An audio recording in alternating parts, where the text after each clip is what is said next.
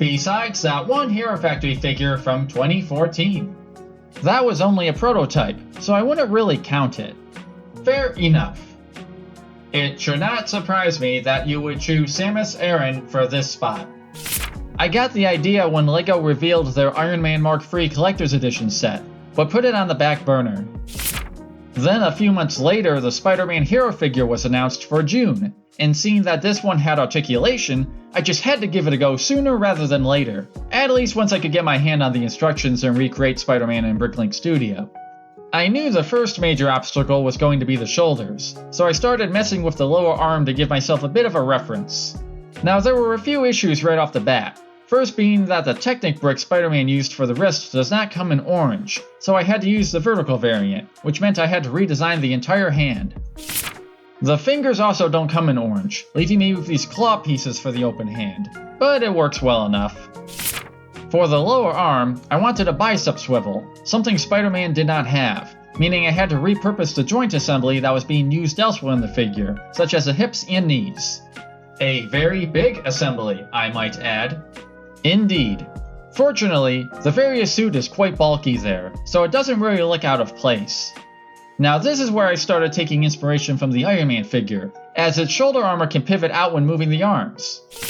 Now it amazes me just how little I pay attention to things. Take Samus' shoulder pads. I initially built a completely round cylinder, but upon a very brief inspection realized that they are not completely round at all, which unfortunately made my life a little bit difficult. Even the little details can make a difference, like adding those arches on the top, right? Being fairly satisfied with the result, I moved on to the next major challenge, the arm cannon, with dark green being my color of choice, even if it did limit my options slightly. The process went smooth, until I attached it to the body and realized it was too long, as in 2 studs too long, which wouldn't have been a problem, but, well, we have to take a break from the action to show why. The core is 4x4 studs, surrounded by curved slopes. Nothing out of the ordinary, until we reach the front, which briefly becomes 5x5 studs, which obviously doesn't mesh with the core's structure. To get around this, we need to remove the outer rim of studs at the front of the core, and we can use brackets to do that. Of particular importance is this new bracket from this year. Whereas normally I would just use a set of double high brackets, for this instance I needed the top studs to be hollow so I can mount the 5x5 front end. No, they do not. What? They do not need to be hollow, as they are simply attaching to the center of a 3x3 plate. You're telling me I didn't notice this until right now? Yep. Guess it was an artifact left in my brain from other concepts. But my main gripe with the cannon is that the very front is only attached by 1 stud, so it's very fragile, but given that it's not load-bearing, I'll let it slide. Jumping around a bit, I decided to work on the helmet, and naturally began with choosing a visor shape. I knew I couldn't make it look like the Prime games, and given that I was building the suit in orange out of necessity anyway, I decided to go for a more classic look, and eventually a bright green visor instead of lime. There was a little fussing involved, and after some input from my brother about the air hoses being too thin, it was time to move on. There wasn't a lot I could do with the feet, given that Technic bricks had to be used so that rubber bits could be added to the bottom to prevent slipping, but I did try to add a bit of the heel anyway. The lower leg was pretty straightforward, and while I considered adding a line of lime green of suit lighting, I opted for a cleaner, consistent look. The upper leg was pretty much more of the same, except for the hip, where that piece of rounded armor LEGO used doesn't come in orange, but the way Samus' suit is designed, that section is still fairly covered.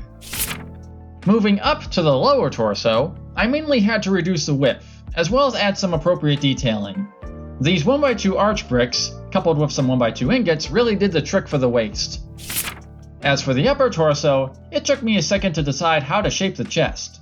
One of the hardest parts of MOC making is building it in your head, and then applying that to actual bricks. Right? Usually it happens at the beginning of a project, or when you're looking at a rough concept build thinking, just how am I going to turn this into that? But you start adding pieces, and with some persistence it comes together. The back thrusters gave you a bit of trouble.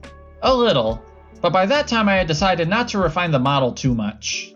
How come? A few reasons. The main one being I can't actually build a real-life prototype to test the structural integrity on account I don't have any of those Technic joint assemblies used for the knees and such. Which also brings into question something I didn't think about, that being if the model can even balance at all with the extremely dense arm cannon. Which brings us to the third issue, posability. This model isn't as nimble as I had hoped, and to make matters worse, it's very, very expensive, meaning you could just buy an actual display figure for less that actually looks good. It took a little effort, but you did manage to get some nice poses out of it. Yeah, but it would probably need a stand in real life, and some of those poses require modifying the model.